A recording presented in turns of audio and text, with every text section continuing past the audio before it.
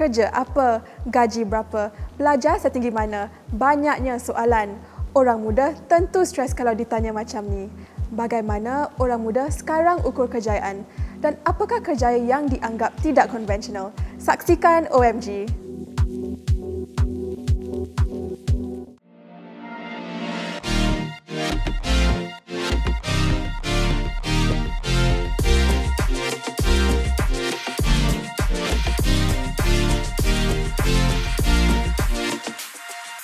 Bila kita kecil, kita berangan-angan. Tapi bila dah besar, angan-angan kita itu tercapai ataupun tidak. Topik hari ini saya bersama Kai, Farah dan juga Wais. Apa khabar semua? Hello, khabar baik. Untuk sesi icebreaker ini, anda boleh silakan ambil whiteboard. Okey.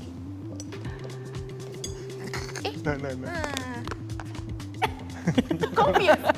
Ni belum mula dah stres. Tak kompetitif Tuliskan kata-kata motivasi you sendiri yang you ingin kongsikan kepada orang lain. Kata-kata you mesti original Okey, try. Spelling betul tak? Don't cheat. Oh, dah. Ya, tidak buat. Jadi copy me. Wais boleh kongsikanlah apa kata-kata motivasi yang you tulis sendiri. Senyum. Bagi Bagus. para pula. Saya punya ialah ia tidak begitu serius. Kadang-kadang ni kita hidupkan terasa situasi tu macam begitu serius sangat, boleh tertekan, boleh stres kan. Tapi forget about it. It's not that serious. Untuk saya is if not you, who else? Kalau bukan aku, siapa? Cik. Ya, so kalau untuk sukses, it has to start dari diri sendiri lah. Motivasi ini sangat penting untuk kita capai kejayaan kita. Dan itu topik hari ini ialah tentang kejayaan. Siapakah idola awak? Sir Richard Branson. Okey, kenapa? Sir Richard Branson macam entrepreneur, tolong orang. Dan dia punya bisnes dia macam besar dan macam dia ada banyak pekerja. Dan saya nak jadi macam tu lah. Jadi bos. Wow. Idola saya adalah bapa saya lah. Dia dari sekolah Melayu di Malaysia, di Melaka ya. Dia datang ke Singapura, tak boleh berbual sepatah pun Inggeris. Dia kerja di sini, jumpa ibu saya dan dapatlah cari makan untuk keempat-empat anaknya. Bagi saya, I think is Philip Stark, seorang product designer. He's one of the designer in the world yang macam stay true to his concept of designing things. Masa kecil, apa cita-cita you? Cita-cita saya dari dulu nak jadi macam businessman, jadi meniaga lah, just jual benda. So dari dulu macam ikut nenek pergi pasar, tengok orang jual ikan. Dan lepas tu je drive Mercedes ni, style lah. Jual ikan boleh drive Mercedes Saya dari dulu lagi nak jadi pelakon, nak jadi movie star gitu. Dari dulu lagi saya buat sikit-sikit sendiri, you know. Dalam bilik Oh. Nangis. Okay. Tapi rasa kejayaan you itu dah tercapai ke tidak? Alhamdulillah dah tercapai. Saya dapat berlakon di depan kamera dan harap-harap boleh lamakan sikit lah. Setiap orang ada makna kejayaan yang tersendiri. I nak tahu apa erti kejayaan bagi you? Kalau saya dapat buat sesuatu yang fulfilling lah. Kalau niat yang baik, you know. Walaupun kalau tak dapat bayaran yang besar, yang lumayan, even if you do something very small, even if jual ikan, you know, it can be, and tak ada Mercedes pun tak apa. Dengan penekanan yang berat terhadap pendidikan di Singapura, kongsikan perjalanan pendidikan you dan juga adakah ia relevan dengan you sekarang? Saya ambil diploma dalam bidang product design.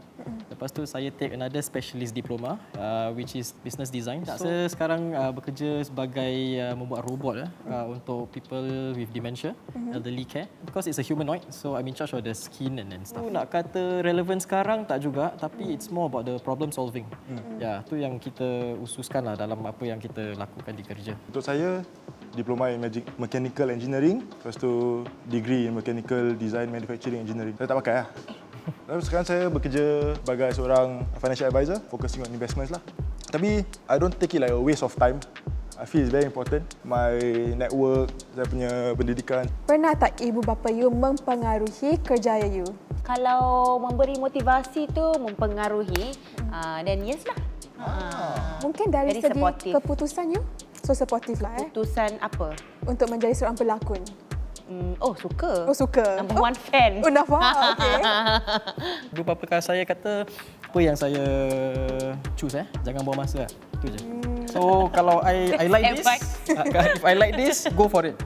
Then so the decision is open untuk saya pilih. Tapi bila saya pilih tu, make sure all the way lah. Pernah tak you rasa tertekan kalau you tak memenuhi ekspektasi itu? Banyak ekspektasi itu datang dari portfolio. Ya, so kalau pasal kita as a designer, kita nak kena lakarkan apa yang kita telah design and stuff. Pasal dari luar negeri you are fighting with all the other designers around the world. You are not just looking into the macam masyarakat Singapura saja. Ya, kita kena look at global. The skill set has to be important. Pasal for example kalau kita tak ada skill kita just berbual pasal software. So software ni kita ada macam 3ds Max, Autodesk, but different companies use different. Tapi kalau saya sendiri tahu pakai all the different, means kalau nak cari kerja atau nak melanjutkan kerjaya, there's more access more doors are open. Saya still rasa yang degree penting.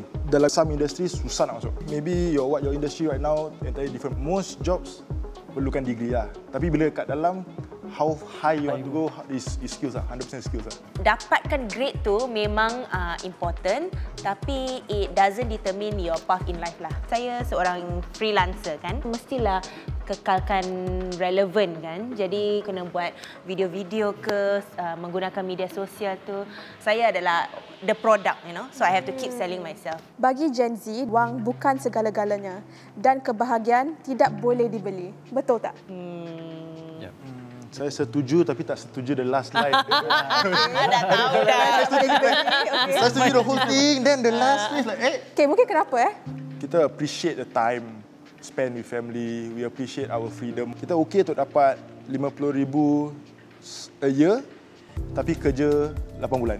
Kalau saya nak bilang a poor family, money is not everything. It's very unfair kan. So money is something, you need to ada a comfortable life lah. Mestilah ada impact kepada sendiri dan juga adalah financial literacy as well. Apa tabiat-tabiat orang yang berjaya? Saya rasa tabiat orang yang sukses dia selalunya orang yang selalu mencari. They don't stay in one position. It's very good to be uncomfortable, but at the same time kenalah work on your strengths as well. Saya rasa ciri-ciri seorang yang successful is seorang yang obsessed. Obsessed tapi dalam segi passion. Betul-betul kena macam really passionate wanting to be successful. Mari kita dengar apa kata pakar tentang tabiat orang berjaya. Hai semua, Assalamualaikum. Saya Ustaz Mizi Wahid. Pada pendapat saya, antara perkara yang mungkin kita harus mulakan sebagai sebuah kebiasaan dan tabiat baru tahun ini adalah untuk kita bersikap lebih baik kepada diri kita, which is to be kind to your own self. Kerana saya memahami dalam interaksi saya bersama anda di luar sana, setiap kali anda mengalami sebuah kegagalan, andalah menjadi seorang kritik utama dalam hidup anda sendiri. Dan kadang-kadang ini akan mematikan semangat hidup kita kerana ada kalanya bila kita sedang jatuh, kita baru gagal, tidak ada orang yang akan berada di samping kita pada ketika itu. Dan disitulah masa untuk kita menjadi our own motivational speaker dan support, dan itu adalah tabiat yang harus kita mulakan tahun ini insya-Allah. Yang keduanya, perkara yang harus kita buang adalah sikap memberikan reaksi yang besar terhadap isu-isu yang kita baca, kita lihat di luar sana. Lebih-lebih lagi pada zaman media sosial ini di mana banyak isu-isu besar seperti yang dijadikan viral, yang membabitkan kehidupan orang lain yang secara langsung tidak ada kena-mengena dengan hidup kita. Kita memberikan fokus, tumpuan dan membuang segala tenaga kita dalam hal-hal itu, dan saya rasa ini juga yang akan melemahkan semangat kita pada tahun ini. Jadi kalau anda ingin benar-benar untuk berjaya, hendaklah anda bersikap lebih baik kepada diri anda dan juga jangan menghiraukan hal orang lain terlalu banyak. Ya, terima kasih. Nampaknya tidak susah untuk kami mengamalkan tabiat ini. Betul tak? Kami sudah pun sampai ke akhir rancangan OMG Orang Muda Gitu. Saya ingin mengucapkan terima kasih kepada Kai, Farah dan juga Wise kerana bersama saya hari ini. Pada para penonton di rumah, jangan lupa bersama kami minggu depan di OMG!